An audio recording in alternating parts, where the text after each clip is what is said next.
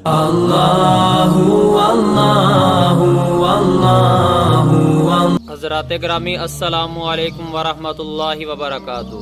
آج میرا عنوان ہے کہ ایک حافظ قرآن جب تراویح پڑھاتا ہے تو بیک وقت اسے کتنی باتوں کا سامنا کرنا پڑتا ہے۔ پہلے نمبر پر تو اس پر پریشر ہوتا ہے کہ اس نے مصلی پہ کھڑے ہو کر تراویح کو پڑھانا ہوتا ہے، اور اسی طرح دوسرے نمبر پر اس نے 20 رکعات کو یاد رکھنا ہوتا ہے۔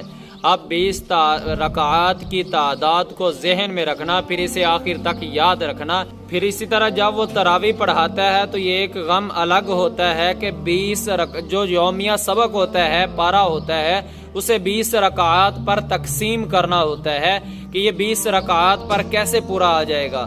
پھر بعض مرتبہ یہ بھی غم ہوتا ہے کہ کہیں میں اپنا پارہ پہلے مکمل نہ کر لوں اور ابھی تراویح پڑھی ہوں، یا میں اپنی تراویح مکمل کر چکا ہوں گا اور ابھی ایک پاؤ یا کچھ رہتا ہو۔ اب اس کو پورا تقسیم کرنا یہ ایک الگ پریشانی ہوتی ہے۔ پھر ایک اسے اپنے پارے کا غم ہوتا ہے کہ غلطیوں سے اور متشابہات سے کیسے بچا جا سکتا ہے۔ پھر اسے ایک یہ فکر ہوتا ہے کہ کہیں میں وقت زیادہ نہ لگا دوں، اگر وقت زیادہ لگائے گا تو کہیں مقتدی مجھ پر اعتراض نہ کر دیں۔ پھر ایک یہ فکر ہوتی ہے کہ کہیں میں زیادہ جلدی نہ پڑھ دوں۔ پھر اسے اپنے گلے کی فکر ہوتی ہے کہ میرا گلا کہیں بیٹھ نہ جائے، جس کی وجہ سے وہ تلی ہوئی چیزیں، سموسے، پکوڑے، چاول یا اسی طرح دہی، ان طرح کی اشیاء سے بچنے کی کوشش کرتا ہے تاکہ میرا گلا ٹھیک رہے گا، تاکہ میں اپنا قرآن پاک پورا سنا سکوں۔ پھر وہ سارا دن اپنا پارہ جو رات کو سنانا ہوتا ہے اس کی تیاری میں لگا رہتا ہے اور اسے خوب یاد کرتا ہے۔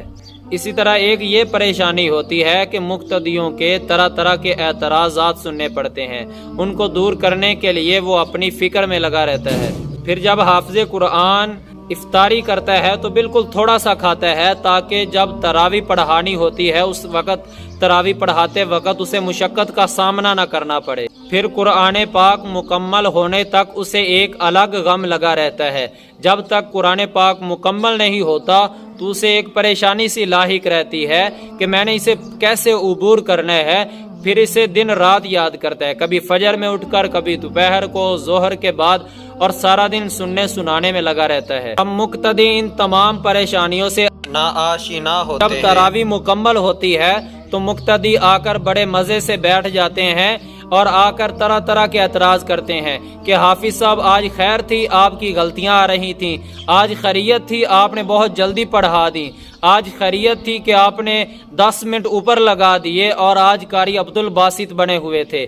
تو طرح کے اعتراضات ہوتے ہیں۔ اور کوئی یہ اعتراض کرے گا کہ آج تو آپ نے بہت ہی دیر لگا دی، اگلے دن اگر وہ تھوڑا سا جلدی کر دیتا ہے تو دوسرا مقتدی آ کر بڑے مزے سے کہتا ہے کہ آج تو آپ نے بہت ہی جلدی کر دیا، ہمیں تو کچھ سمجھ ہی نہیں آ رہا۔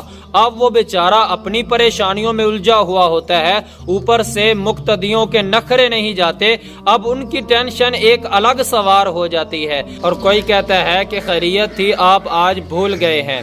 تو خدا کے لیے افسوس کی بات ہے، آپ ایسی باتوں سے اجتناب کریں اور ایک حافظ قرآن کے لیے اذیت کا سبب مت بنے۔ وہ بھی کسی کا بھائی ہے اور کسی کا شوہر ہے، کسی کا باپ ہے اور کسی کا بیٹا ہے۔ اب وہ رمضان المبارک کے اندر اپنی تمام رشتہ داری کو ایک الگ کر کے وہ سارا وقت آپ کے لیے زیادہ دیتا ہے۔ اب وہ آپ کے لیے کیسے وقت دیتا ہے کہ اسے سارا دن پارہ پڑھنے میں وہ لگا رہتا ہے اور اسی طرح امامت کروانے میں لگا رہتا ہے۔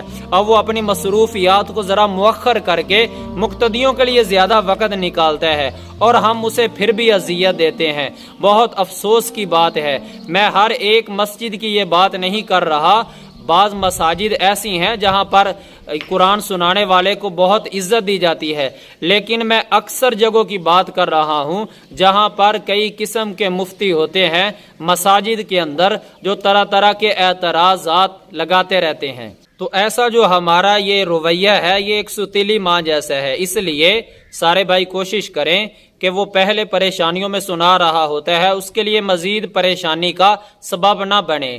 کیوں کہ وہ اگر جلدی پڑھ رہا ہے وہ بھی مقتدیوں کی رائے کے مطابق ہوتا ہے۔ بعض مقتدی کہتے ہیں کہ بھائی آپ ذرا دیر سے پڑھا کرو، اکثر کہتے ہیں جلدی پڑھا کرو، تو اب اس نے سب کی باتوں کو لے کر چلنا ہوتا ہے۔